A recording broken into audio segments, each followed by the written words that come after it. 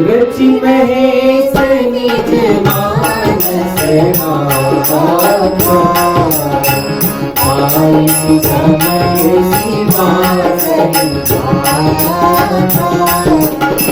ताके नाम चरित मानस हरे नाम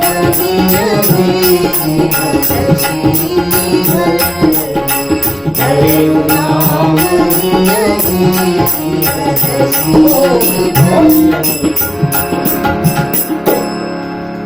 अत्याचार से पीड़ित थे लोग, तो तमाम देवता लोग शंकर, विष्णु, गाय यानी पृथ्वी और अन्य देवी देवता लोग जाकर के और उस परम पिता परमेश्वर जो अदृश्य है उसके जाकर के वहां पर समुद्र के किनारे और विनती करने लगे। यह इस तरह से हम कहां पर जाएंगे, क्या करेंगे, किस तरह से करेंगे। एक आकाशवाणी होती है कि मत परेशान होइए। ऐसे ही एक बार कश्यप और अदिति, आप जानते होंगे कश्यप ब्रह्मा के पुत्र और अदिति और दिति उनकी पत्नियां, दिति से दैत्य हुए और अदिति से ये देवता पैदा हुए। तो उसमें अदिति ने और कश्यप जी ने बड़े कठोर साधना किया, इसलिए कि राक्षस तमाम जो देवताओं को मार डालते थे, तो इन्होंने भी तपस्या किया। अब देखिए दो कहानी आ रही इसमें।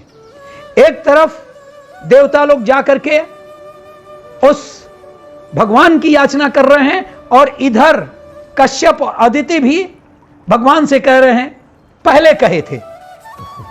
वह क्या कि भगवान ने कहा आप मत परेशान होइए, मैं पहले से ही कश्यप और अदिति को मैं वरदान दे चुका हूं कि मैं कौशलपुर में आऊंगा।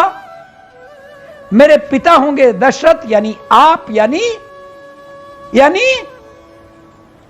कश्यप ऋषि, और मेरी मां बनेगी अदिति।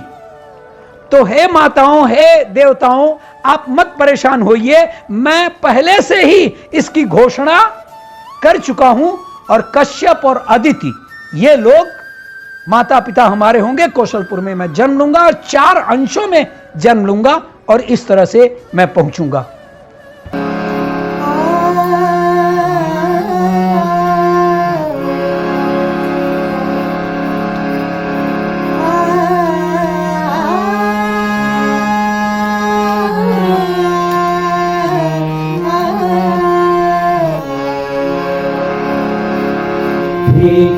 रूप करी पे विचारी सुर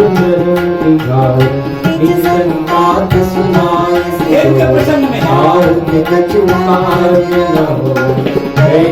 सुर सब करे विचार करे भाई प्रभु करे पुकारा गुरु पे जान कर कोई पानी दिवस प्रभु सोई जनी डर बहु मुनि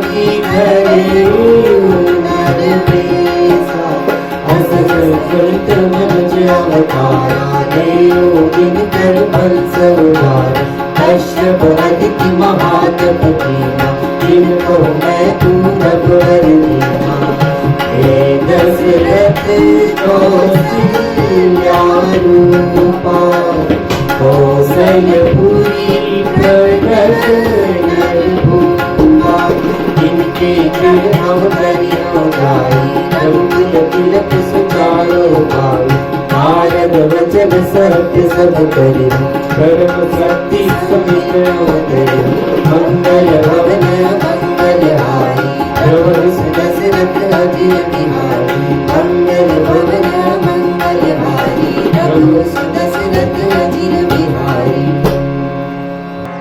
तो ईश्वर को अवतरित होने के लिए केवल एक ही प्रयास नहीं था, वो देवता लोग जो गए थे, उसके पहले कश्यप और अदिति ने प्रार्थना किया था, साधना किया था, जिस पर कि भगवान ने कह दिया था कि मैं तो कौशलपुर में आ रहा हूं 4 अंशों में। स्वयंभू मनु, जिससे मानव जाति का उद्भव हुआ। मनुष्य जो है वो स्वयंभू मन का के स्रोत से, स्वयंभू मन के माने द फर्स्ट इनिशियल जो कपल है स्वयंभू मनु और शत्रुपा। इन लोगों ने, इनके देखिए संतानें थी। आप लोगों ने जाना होगा प्रियव्रत और उत्तानपाद, छोटे कक्षाओं में उत्तानपाद और प्रियव्रत व्रत। उत्तानपाद की 2 पत्नियां थीं। उत्तानपाद कौन थे? प्रियव्रत कौन थे? कौन थे? स्वयंभू मनु के 2 पुत्र थे।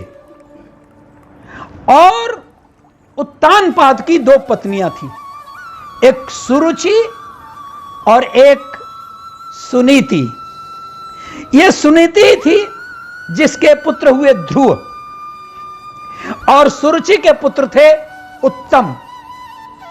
हुआ क्या कि सुरुचि बड़ी सुंदर, चपल और नेत्रों में भ्रू संचालन में बहुत ही माहिर। तो हमारे उत्तानपाद जी उस पर मोहित, और सुनीति जो थी उपेक्षित। और वो कहानी मैं नहीं कहने जा रहा हूं कि गया और उसके बाद उत्तानपाद उसको हटा दिया, उसकी मां हटा ली, यानी वो जो तो उन्होंने कहा कि बेटा अगर तुम्हारे पिता तुमको प्यार नहीं कर रहे हैं तो तुम ऐसा है कि तपस्या करो जा करके। और वो ध्रुव ने ऐसी तपस्या किया कि सूर्य लोक में जगह पाया। जब ये सब हो गया, ध्रुव भी चला गया, इधर प्रियव्रत के भी 10 संतानें हुई। बहुत दुखी हुए, बहुत दुखी हुए मनु और शत्रुपा। क्या मतलब हुआ ऐसे संतानों को जन्म दे करके? क्या बहुत दिन हो गया ये राज्य करते करते। उत्तानपाद को बुलाया, बेटा अब तुम ये राज्य संभालोगे। उत्तानपाद नहीं मान रहा था। नहीं पिताजी आप रहिए, आप जिस तरह से योग्य संचालन करते हैं मैं नहीं बेटा अब तो हमने ठान लिया है, हम जाएंगे। और चले गए स्वयंभू मनु और शत्रुपा, अपने खानदान को छोड़ करके, अपने बच्चों को छोड़ करके और चले गए। कठोर तपस्या किए। कभी जंगल के में उत्पन्न फल फूल, उसके बाद उसमें उसके पर्ण, उसके जो पत्ते खाए, पानी पिए इधर उधर। उसके बाद यहां तक कि 1000 वर्षों तक जो चर्चा है, 1000, आप इसको पैरामीटर मत मानिएगा कि यहां तो 100 ही वर्ष का, आप वहां उस जमाने में नहीं है। 1000 वर्षों तक तपस्या किए स्वयंभू मनु और शत्रुपा। उसके बाद आकाशवाणी हुई, क्या चाहते हो मनु, अपनी बात बताओ, तुम जाहिर करो अपनी बात। उन्होंने कहा हम ऐसे नहीं मानेंगे, ये आकाशवाणी जो है इससे हमारा मन नहीं खिलेगा, आप आइए सामने। तो सामने आए। अब जो अदृश्य भगवान है वो सामने सदृश होकर के आ गए। क्या कहते हो? कहते हैं हमें ये रूप वह दिखाइए जो आपका रूप है, जो शंकर जी के हृदय में बसता है, जिसका दर्शन काकभुसुंडी करते हैं। मैं आगे चल करके काकभुसुंडी वगैरह के बारे में बताऊंगा। मुझे वो रूप आपका चाहिए। ठीक है, चलो यही रूप है, ये आ गया, मैं रूप बदल दिए। तो कहे अब बोलो, अब तुम अपना तो वर मांगो, अपना जो चाहते हो सो तो मांगो। कहे आपके समान ही हमें पुत्र चाहिए। भगवान परेशान, अरे मेरे समान कौन है दुनिया में, धरती आकाश कहां पर है मेरे समान? तुम तो ऐसा मांग लिए कि मेरे समान कहां से पैदा होंगे भाई? मैं ही हूं पृथ्वी। भारत सम भारत है, हम लोग को छोटे कक्षा में बताया था प्रतिवस्तु अलंकार। भारत के समान भारतीय और कोई मुल्क नहीं। तो भगवान ने कहा हमारे समान कोई और नहीं, इसलिए हमारे समान कहां से पैदा करेंगे आप? तो उन्होंने कहा लेकिन हमें तो वही चाहिए।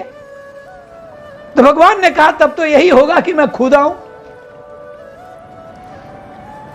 मेरे समान कोई है नहीं, इसलिए मुझे खुद आना पड़ेगा, स्वयं आना पड़ेगा। तब उन्होंने कहा कि रुकिए, आप 4-5 जन्म ले लेंगे। मैंने ऐसा ही वचन देवताओं को भी दिया है, ऐसा ही वचन अदिति और कश्यप को भी दिया है।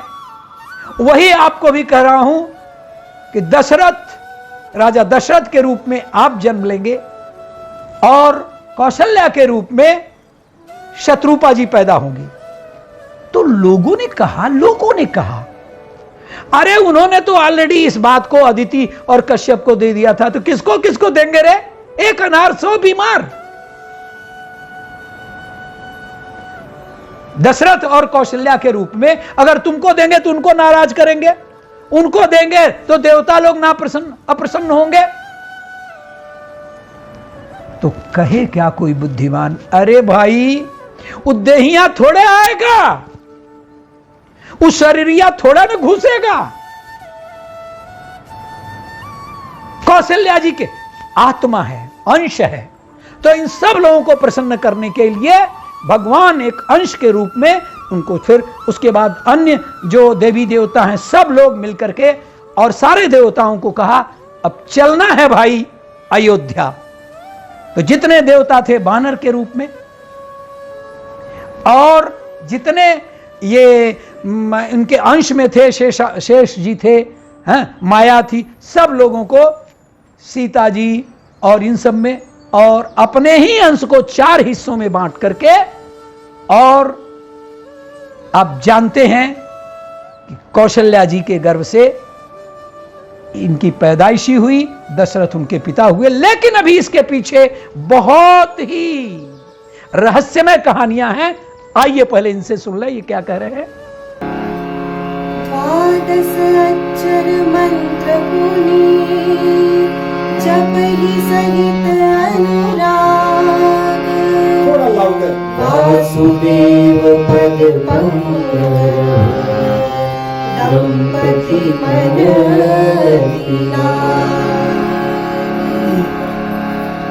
जय जय राम कथा, जय श्री राम कथा, जय जय राम कथा, जय श्री राम कथा, जय जय राम कथा, जय श्री राम कथा।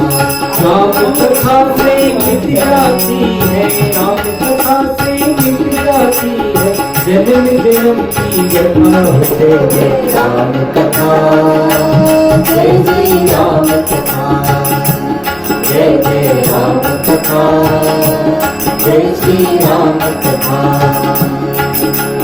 मनु अरु सतरूपा तिनते भय कर सृष्टि अरूपा, संपत्ति धर्म आचरण नीका, अजब पावशित जन के नीका, दुर्लभिलाष निरंतर होय, देखी नयन परम प्रभु सोय, अगुण अखंड अनंत अनादि, तेहि चित्त परमार्थ मन कर सहज दस तो सोय, ठाई रहे एक पद दो, विधि हरि हर तप देखे अपारा, मन समीप आए आवारा, जो बनाए हित हम करने, तो प्रसन्न होई अवगरते, जो स्वरूप बस शिव मन मारी, जय गायन छतन करारी, जो बसुनि मन मानस हंसा, सबन गुण जे निगम प्रशंसा, दे गई हम सोनू हरि मोचन, कृपा करो प्रणतारित मोचन, नील सरोवर नीलमणि नील नील घनश्याम लाजे तन शोभायेगी कोटि कोटि सतकाम बोले कृपा निधान पुनि अति प्रसन्न मई जानी मांगहु कर दुई भाव मन महादानी अनुमानी कह करी भोग विलास हो रामा पात गए कछु पार्वती रामा कोई नारद भुवाय रामा तब मैं रोग तुम्हारे सुगया पूर्व में अभिलाष तुम्हारा सत्य सत्य मन सत्य हमारा पुनि पुनि अस कहि कृपा निदाना अंतर धान गए भगवाना मंगल गान मंगल हारी प्रभु दशरथ अखिल बिहारी प्रभु दशरथ अखिल बिहारी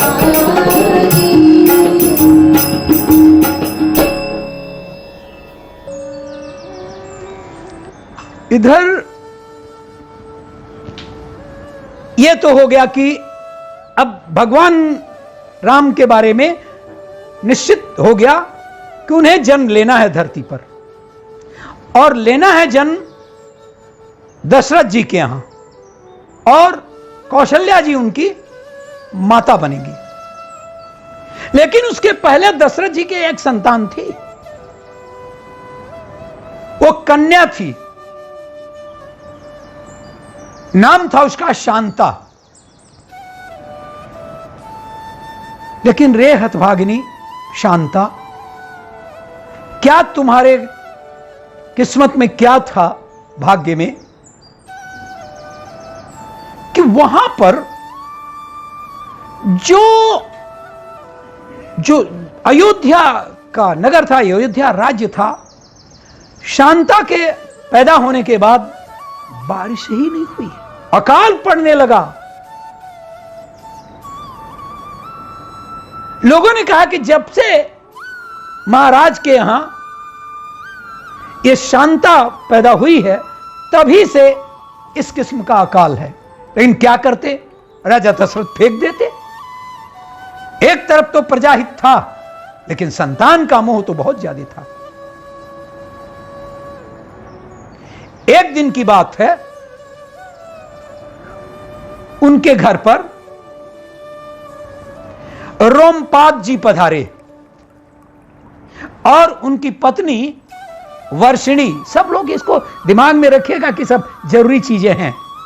रोमपाद पधारे और उनकी पत्नी वर्षिणी। कौन था ये रोमपाद, कौन थी ये वर्षिणी? रोमपाद कौशल्या की बहन वर्षिणी के पति थे। यानी वर्षिणी कौन थी? कौशल्या की बहन। और वो रोमपाद कौन थे? शांता के मौसा जी। तो ये लोग आए और ये देखिए संयोग, वर्षिणी को कोई संतान नहीं। तो जिसको संतान नहीं है वो समझता है, तो वो जो माता है उस बच्चे को बहुत प्यार करने लगी। कुछ दिन रही तो वो शांता, जिसको इतना प्यार नहीं मिलता था इनके यहां, वो वर्षिणी से बहुत प्यार करने लगी। जब कुछ दिन के बाद से बड़ी बहन के यहां से लौटी वर्षिणी, तो वो जो शांता थी, कही मौसी मैं भी चलूंगी आपके साथ। जिद करने लगी, रोने लगी कि नहीं मैं चलूंगी आपके साथ। तो वर्षिणी ने कहा कैसे ले जा सकती हूं? नहीं देखो तुम्हारी भी तो संतान नहीं है, ले जाओ, कोई बात नहीं। इससे दो मतलब पूरा होता है। एक मतलब तो यह है कि जिसके कारण अकाल पड़ा था जिसके कारण अकाल पड़ा था, वो क्या जाने इसके जाने के बाद अकाल का, यह दुर्भिक्ष का जो कुअवसर है वो समाप्त हो जाए। दूसरी बात, अपनी बहन को समर्पित कर देती हैं जो निसंतान थी। और अब वर्षिणी और रोमपाद बड़े सुख से रहने लगे और चंद्रमा के कला के बदलने के तरह से, ये पूर्णमासी के चांद की तरह से हमारी शांता हो गई। जब शांता इतनी बड़ी हो गई तो उन्होंने सोचा कि इसका विवाह करना चाहिए। अब वो दशरथ के यहां, अपने पिता के यहां जाने को नहीं तैयार थी, क्योंकि सब सुख, सब प्यार जो यहां मिला वो खुद राजा दशरथ के यहां और कौशल्या के यहां नहीं मिला था। इसलिए समझिए कि रोमपाद की वो सगी बेटी के समान या उससे भी ज्यादा हो गई। लेकिन दुर्भाग्य देखिए कि रोमपाद के राज्य में भी अकाल पड़ने लगा। क्या शांता का दुर्भाग्य था कि अभी अपने मौसा के यहां आई और यहां भी अकाल पड़ गया? लेकिन रोमपाद को यह बात मंजूर नहीं था, यह स्वीकार नहीं था। उन्होंने एक महान साधक, महान सिद्ध, मैं उनकी बात करूंगा तो बड़ा लंबा हो जाएगा, लेकिन जानिए उस महान सिद्ध ऋषि का नाम था श्रृंग। और श्रृंग ऋषि इसलिए बोला गया, वो और भी कहानी है उनके पीछे, लेकिन आप समझिए कि श्रृंग ऋषि के ये माथे पर, यहां लाट पर एक सिंह नुमा एक कुछ भी उगा था, बचपन का वो चिन्ह था, इसलिए उनको लोग श्रृंगी ऋषि बोलने लगे। तो श्रृंगी ऋषि को बुला, बड़ा चर्चा थे, श्रृंग ऋषि का बड़ा नाम था, उनको बुलाया गया और श्रृंगी ऋषि को से यज्ञ कराया गया। जब श्रृंगी ऋषि को बुलाया गया और यज्ञ कराया गया तो वार श्रृंगी ऋषि, और आपका ये पूजन अर्चन और ये यज्ञ खूब बारिश होने लगी, खूब। सावन का हरित प्रभात रहा, अंबर पर थी घन घोर घटा, फहराकर तंग पंख थिरकते थे, मन हरती थी बनोर छटा।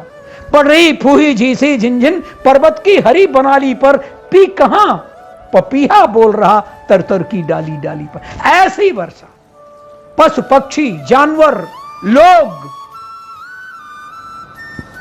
प्रसन्न हो गए। जब रोमपाद को इतना सब कुछ मिला तो चरणों पर जाकर के श्रृंगी ऋषि के यहां चरणों पर गिर पड़े। उन्हें वहीं थे ही अभी। कहे धन्य है भगवान, आपने प्रजा का इतना बड़ा हित किया है। मैं चाहता हूं आप मेरे पुत्र के समान रहने लगी।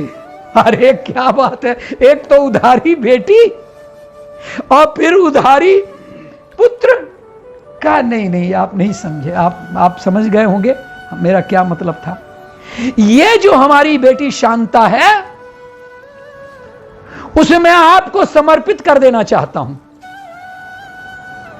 श्रृंगी ऋषि ने स्वीकार कर लिया, श्रृंगी ऋषि ने स्वीकार कर लिया और अब श्रृंगी ऋषि शांता के पति हो गए। उसके बाद, लेकिन यह बात इधर राजा दशरथ महाराज, चक्रवर्ती सम्राट, कोई भी उनके बराबरी का नहीं। ऐसा महाराज पुत्र के बिना कैसे जीवित रहता। उम्र भी उनकी हो चली थी, कहते हैं 60,000 वर्ष तक वो जिए थे। 60,000। वो आप लोगों के गणित में नहीं आएगा क्योंकि आप उस युग में नहीं है ना। तो और फिर भी कोई संतान नहीं। तो वशिष्ठ जी उनके गुरु थे। तो वशिष्ठ जी ने कहा कि ऐसा करिए कि आप यज्ञ करिए, अश्वमेध यज्ञ, और फिर उनका श्यामकर्ण नाम का घोड़ा। श्यामकर्ण माने ऐसे ही जो महानतम देवता और राजा थे, उन्हीं लोगों के यहां श्यामकर्ण उनके श्याम रहते थे। तो उनको छोड़ा गया। चारों तरफ से छोड़ने के बाद से वो जब आए, कोई उनका विरोध करने वाला नहीं था, तो यज्ञ स्थापित हुआ। करेगा कौन यज्ञ? गुरु वशिष्ठ कहे कि आप ही कर लीजिए, आपके बराबर कौन है। गुरु वशिष्ठ ऐसे थे, वाल्मीकि ऐसे थे कि इन लोगों को पूर्व ज्ञान था। मैं कभी आऊंगा तो चर्चा करूंगा कि वाल्मीकि जी ने भी जब वहां पर लव कुश हुए थे तो उन्होंने सारी कथा जान ली थी। तो उसको छोड़िए, मैं वहां पर नहीं आ रहा हूं। मैं ये कह रहा हूं पूर्ण रूप से जानते थे। तो उन्होंने कहा यहां पर अगर कोई है सिद्ध, महात्मन और वरदान दायक, वो है श्रृंगी ऋषि। श्रृंगी ऋषि को बुलाया जाए। और श्रृंगी ऋषि को अभ्यर्थना पहुंची, उनको बुलाया जाने लगा। जब बुलाने गए महाराज, तो उन्होंने कहा हम नहीं आएंगे, मैं आपके यहां नहीं आऊंगा। चरणों पर गिर पड़ा। वो चक्रवर्ती सम्राट एक ऋषि पुत्र के यहां चरणों पर गिर पड़ा। प्रभु, लेकिन बिना आपके गए तो कल्याण नहीं हुआ। आपने क्या मेरी पत्नी को निमंत्रित किया?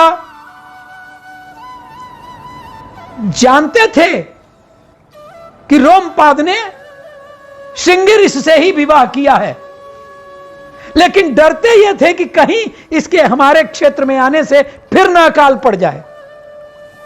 उन्होंने कहा ये नहीं जाएंगे तो मैं भी नहीं आऊंगा। झक मार करके श्रृंगी ऋषि और शांता जी पहुंचे। यज्ञ हुआ, और यज्ञ जब हुआ तो माने ये तो यज्ञ हुआ ही हुआ। शांता के अयोध्या में प्रवेश के समय ही खूब भरपूर बारिश हुआ। ऐसे लगा कि जैसे शांता तमाम शुभ कर्मों को लेकर के अयोध्या में प्रवेश करी है। क्या खुशी हुई होगी कौशल्या को, जिन्होंने देखा होगा कि मेरी बेटी इतने दिनों बाद आई है। और जिसको ये कुलक्षणा लोग कहते थे, आज सुलक्षणा होकर के आई है। रोम रोम सबका प्रसन्न हो गया। और तब यज्ञ का प्रसाद खीर उन्होंने वशिष्ठ जी को दिया। कहा बुलाइए राजा दशरथ को। और उन्होंने कहा कि ये है, इसको बांट दीजिएगा। अब वो खीर का प्रसाद लेकर के राजा दशरथ आए हैं अपनी रानियों के पास।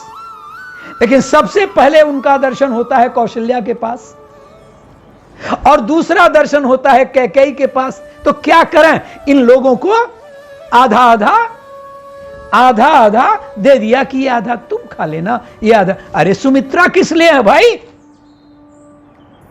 सुमित्रा बहुत ही सुमित्रा नाम ही है उसका था, बहुत ही सुलक्षणा थी, लेकिन अपने अधिकारों के बारे में सचेत थी, लेकिन चैतन्य नहीं कराती थी।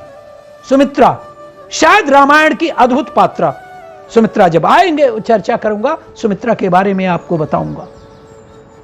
और तब उसके बाद इन दोनों बहनों ने, बहनों मतलब जो जेठानी देवरानी ने, और इन लोगों ने कहा कि देखो सुमित्रा को नहीं मिला है। उन्होंने कहा ठीक है, आधा मैं दे देती हूं। कौशल्या ने कहा आधा मैं। तो कैकेयी क्यों नहीं? कैकेयी के बारे में गलत ख्याल मत रखेगा। कैकेयी का एक अलग चरित्र है जो मुझे बाद में उसको स्पष्ट करना पड़ेगा। और कैकेयी ने भी अपना आधा हिस्सा सुमित्रा को दे दिया, यानी सुमित्रा के पास 2 हिस्से मिल गए, और कौशल्या और कैकेयी के पास 1-1 हिस्सा। और यही लोग आगे चल करके राम, लक्ष्मण और उनके भरत और शत्रुघ्न हुए। चलिए मैडम। मुझे एक बार भूपति मन माही, भय ग्लानि जानी मोरे सुत नाही। सिया राम जय जय राम। सिया राम जय जय राम। गयो नहीं पाला चरण लागी चरणी नयन दिसाला। राम सिया राम जय जय राम। राम सिया राम जय जय राम। निज दुख सुख सब गुरु ही सुनायो। कही वशिष्ठ बहु विधि समझायो। सिया राम जय जय राम। राम सिया राम जय जय राम। ओ धरहु धीर हुई है सुखकारी। त्रिभुवन विदित भगत भयहारी। राम सिया राम जय जय राम। राम सिया राम जय जय राम। ओ श्रृंगी श्री आशीष बुलावा। पूर्णकाल शुभ कीर्तनावा। राम सिया राम जय जय राम। राम सिया राम जय जय राम। ओ भक्ति सहित मुनि आहुति दीने। प्रगटे रजनी चरण लीने। राम सिया राम जय जय राम। राम सिया राम जय जय राम। ओ वशिष्ठ कछु विजय विचारा। सकल काज आसीत तुम्हारा। राम सिया राम जय जय राम। राम सिया राम जय जय राम। ओ यह विवाद देहु मृतराई। जगा लोक दही भाग बनाई। राम सिया राम जय जय राम। राम सिया राम जय जय राम। ओ तब हिराय प्रिय नारी बुलाई। कौसल्या कहा चली आई। राम सिया राम जय जय राम। राम सिया राम जय जय राम। ओ अर्ध भाग कौशल्य दीना। उभय भाग आधे कर दीना। राम सिया राम जय जय राम। राम सिया राम जय जय राम। ओ कैकेयी सहजित सो भयो सुभय भाग मुनि भयो। राम सिया राम जय जय राम। राम सिया राम जय जय राम। ओ कौशल्या कैकेयी हाथ धरी। दीन सुमेध रसरूप। राम सिया राम जय जय राम। राम सिया राम जय जय राम। सिया राम जय जय राम। सिया राम जय जय राम। सिया राम